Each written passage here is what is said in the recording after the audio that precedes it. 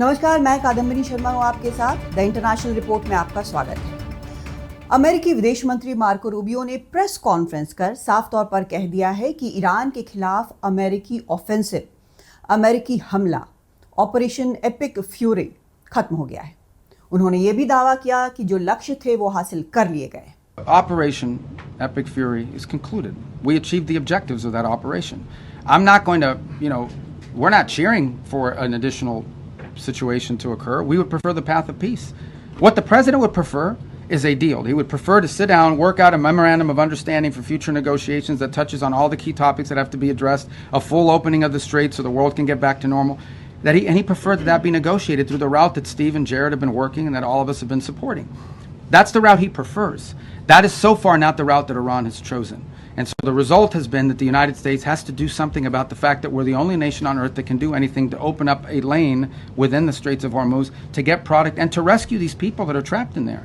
And that's what we're undergoing now. What that may lead to in the future is speculative. I'm not going to speculate about what it would take or what it would do. But look, the message to Iran, these guys are facing, they are facing real catastrophic destruction to their economy, generational destruction to their economy.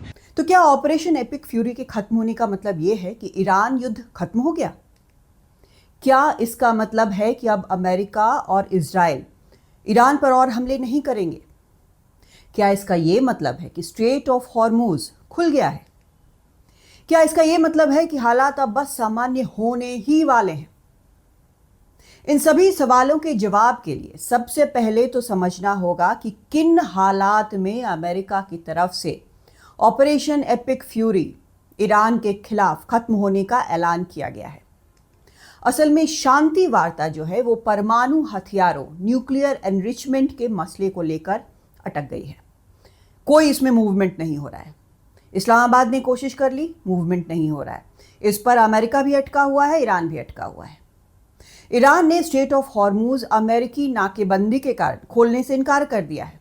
कहा है कि ये युद्ध विराम का उल्लंघन है। जब तक अमेरिका नहीं हटता है, हॉर्मूज नहीं खुलेगा। ईरान ने यह भी साफ कर दिया कि वो लंबे युद्ध के लिए तैयार है, डिमॉन्स्ट्रेट भी कर दिया कि कैसे तैयार है। यूएई ओपेक से अलग हुआ, यानी ऑयल प्रोड्यूसिंग कंट्रीज का जो संगठन है उससे अलग हो गया। कहा कि अपना तेल प्रोडक्शन बढ़ाएगा, लेकिन 2 दिन लगातार ईरान ने उस पर मिसाइल और ड्रोन से हमले किए। फुजायरा ऑयल रिफाइनरी पर हमले में तो 3 भारतीय घायल भी हुए। विदेश मंत्रालय ने इसकी निंदा की है।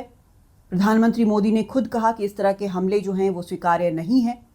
लेकिन कुल मिलाकर मतलब ये कि अगर ईरान से तेल नहीं निकला तो अमेरिका और इजराइल के करीबी सहयोगी यूएई से भी नहीं निकलेगा।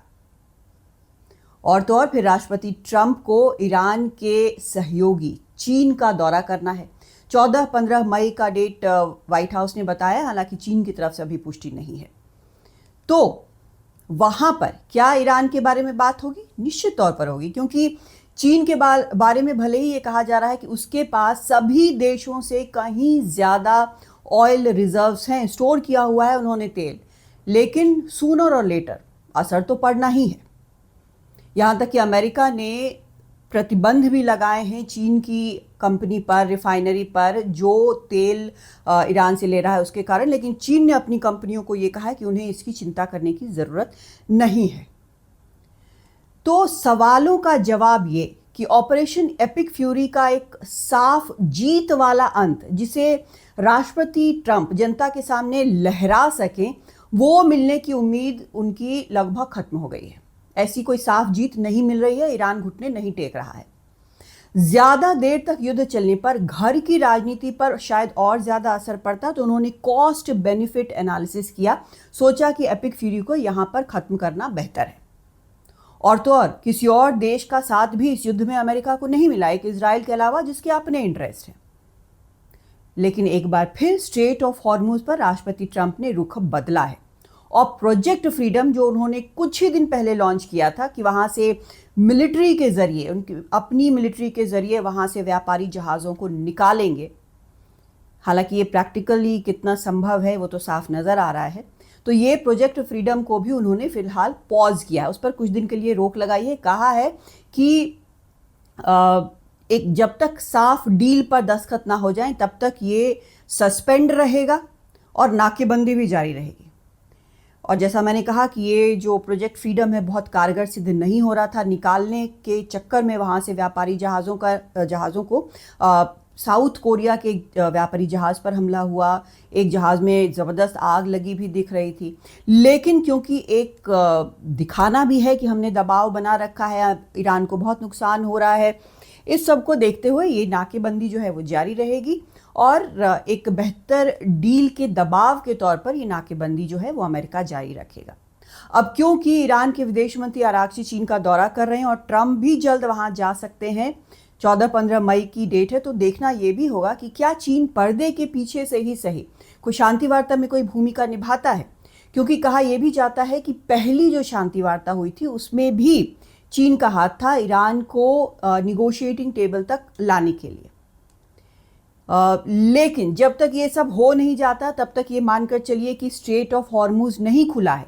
वहाँ जो जहाज़ अटके हैं वो अटके हुए हैं, भारतीय जहाज़ जो अटके हैं वो भी अटके हुए हैं। भारत 1-to-1 बात करके जितने जहाज़ों को निकाल पा रहा है वो वही कर रहा है।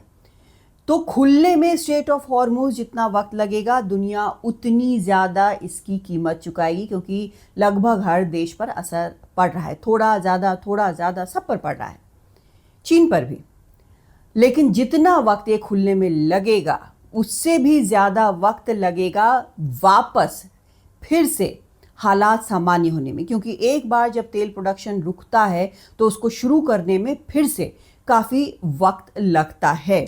तो अभी फ़िलहाल न तो युद्ध पूरी तरह से ख़त्म माना जा सकता है, न ही हालात सामान्य होने की तरफ बढ़ना माना जा सकता है। अभी भी इंतज़ार करना होगा कि आखिरी सिचुएशन जो है वो क्या होती है, और इस इंतज़ार में और भी ज़्यादा मुश्किलें दुनिया की बढ़ेंगी। लेकिन हम और आप क्या कर सकते हैं? बस सब्र और उम्मीद कि जल्द से जल्द युद्ध पूरी तरह से हर प्रकार से ख़त्म हो और हालात सामान्य की तरफ बढ़े। नमस्कार।